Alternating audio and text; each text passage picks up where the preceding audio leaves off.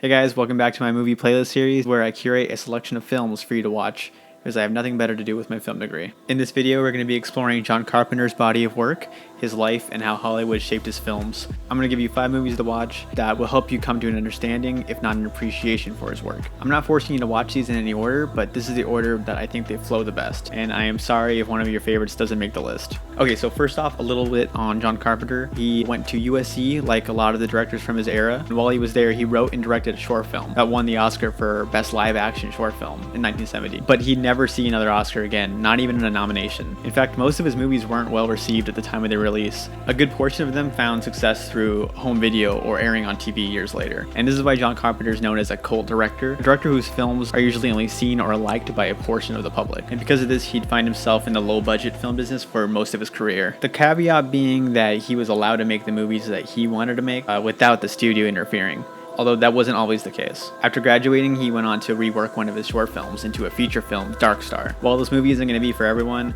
Carpenter's voice and style still manages to shine through, which isn't always the case for most directors' first film. Having a distinct voice is one of the many reasons why Carpenter is so beloved. If you know his cinematic language, he can easily become one of your favorite directors. The generation that grew up watching his movies tend to cite him as one of their inspirations because when they were watching them, their brains weren't as locked into thinking films were meant to be a certain way. Big Trouble in Little China flopped at the box office because nobody knew what to make of it. But then once kids caught it on TV or saw it at Blockbuster, they went nuts for it. I mean, it's pretty much a live-action cartoon. John Carpenter doesn't like to play by the rules. His movies were either too violent, too bleak, or too unconventional for the time of their release. Someone might be thrown off by them because they look like big-budget studio films, but they don't feel like it. They are somewhere in between a studio film and a B-movie. It's like how Quentin Tarantino can make a movie that looks like a certain genre, but once you watch it, it's actually a mix of different genres, with that genre that it looks like being the framework in which it exists. And this is especially the case for Carpenter's second feature film, Assault on Precinct 13, which is the first movie on this list. Assault on Precinct 13.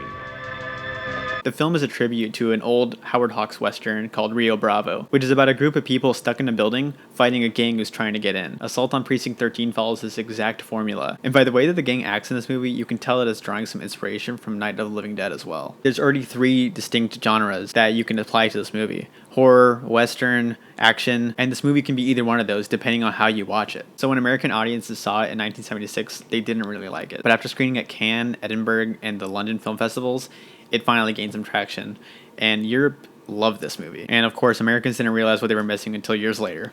I don't understand what they could have missed, because the characters rock. I love the way that the plot comes together. The tension is unreal. There's several moments in this movie where characters just stand in front of a window knowing full well there's people shooting at them from outside. 2 years later, Carpenter comes out with his most iconic movie, Halloween.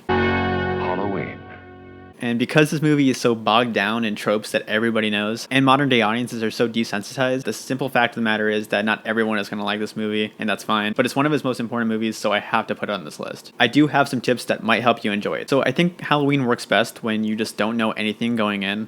Like, just pretend that you're there in 1978 watching it for the first time. You don't know anything about slashers. You don't know anything about the rest of the franchise. Michael Myers is not Laurie's brother. As of right now, you don't know why Michael Myers is killing people, and your only source of information is Dr. Loomis. He's going to provide all the information you need to keep you engaged and creeped out by this movie. And even if you can't connect with it, at least you'll know why it was such a hit with audiences at the time and why people still love it so much today. Obviously, there's a lot of other reasons to like this movie. It's also got a great score from Carpenter himself, who actually scores most of his movies.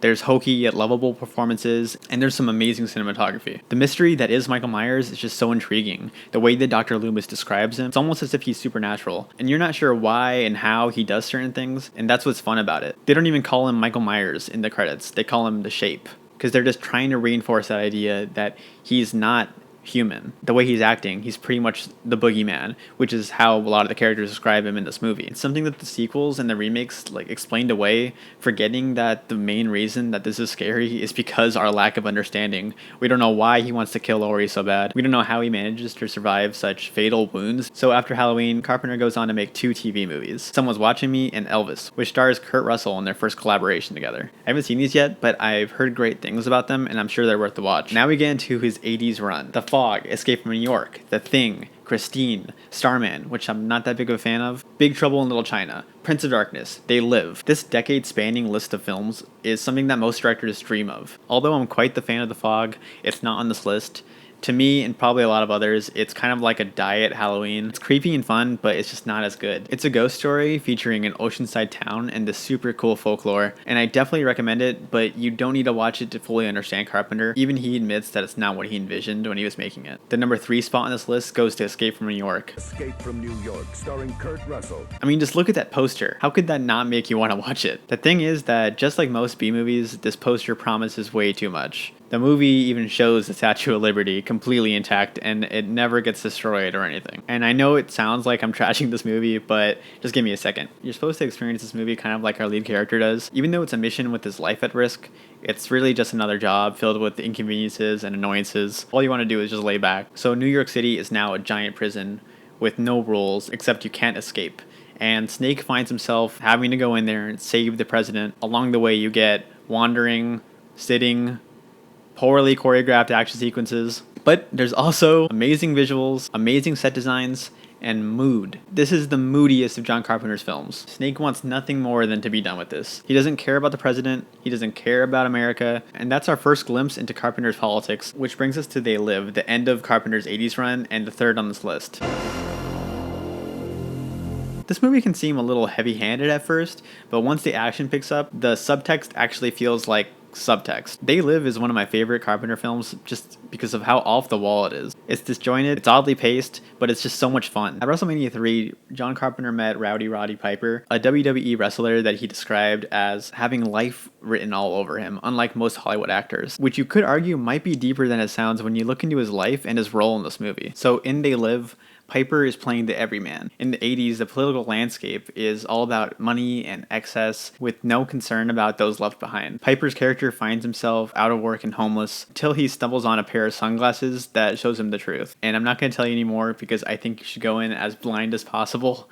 What you're about to watch is just as insane as it sounds. Just know that Carpenter utilizes Piper to his fullest. It's endlessly quotable and rewatchable, and I just want everyone I know to watch it. Okay, so if you know Carpenter, then you know what's next. Can anybody hear me? We found something. We found something. We found something.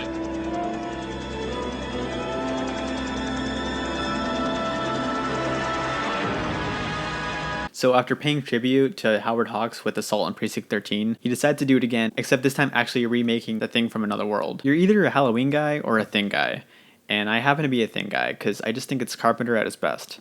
I love everything about this movie. The characters, the mood, the effects, the themes, it's all just the perfect amount to engage you from start to finish. Even if you find the ending disappointing, you might forgive it just because of how amazing everything that came before it is. On my first viewing, I wasn't too into it, but subsequent viewings have me laughing at what a giant FU it is to big Hollywood endings. The scene after it is really the climax, if anything. And this is why it's last on this list. You need to know how Carpenter tells a story. He's unconventional, anti-Hollywood, and loves to leave you with a giant pit in your stomach, and you'll find that in his movies outside this list as well. If you like these movies, then I would definitely go on to The Fog, Christine, which he adapted from a Stephen King novel, Big Trouble in Little China, Prince of Darkness, and even Escape from LA. Honestly, if you know Carpenter's love for westerns and distaste for Hollywood, you're gonna find some enjoyment out of this. Just like Rio Bravo, Rio Lobo, and El Dorado, all directed by Howard Hawks, by the way. They're all pretty much the same movie, and that's exactly what Carpenter was going for with Escape from LA.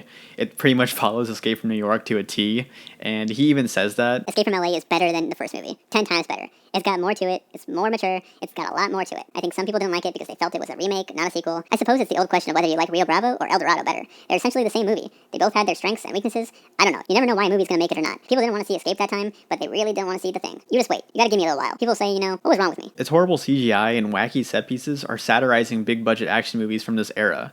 You're really gonna look at this and tell me Carpenter actually thought that this was good? It looks like ass. But that doesn't matter because that's what makes it good. It's hilarious. Of course, you might not like this movie and that's completely fine, but it's no Ghost of Mars.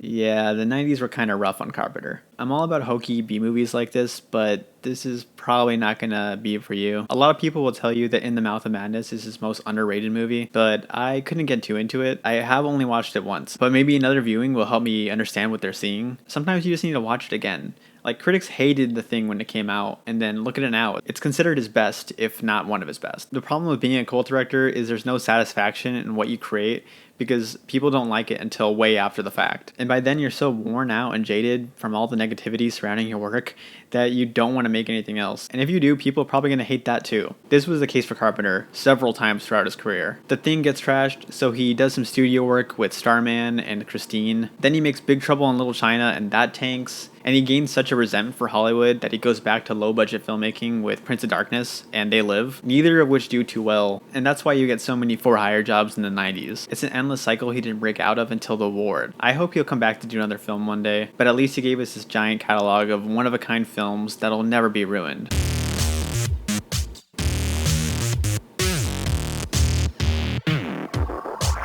Just kidding, sequels and remakes don't taint the original unless you let them. Thanks for watching, guys. If you like this, please share it with someone that you want to get into John Carpenter. Leave a comment below with your favorite Carpenter movie, or let me know what you'd like to see me make a playlist for next. Please hit that like button and subscribe to my channel. Once again, thank you. Goodbye.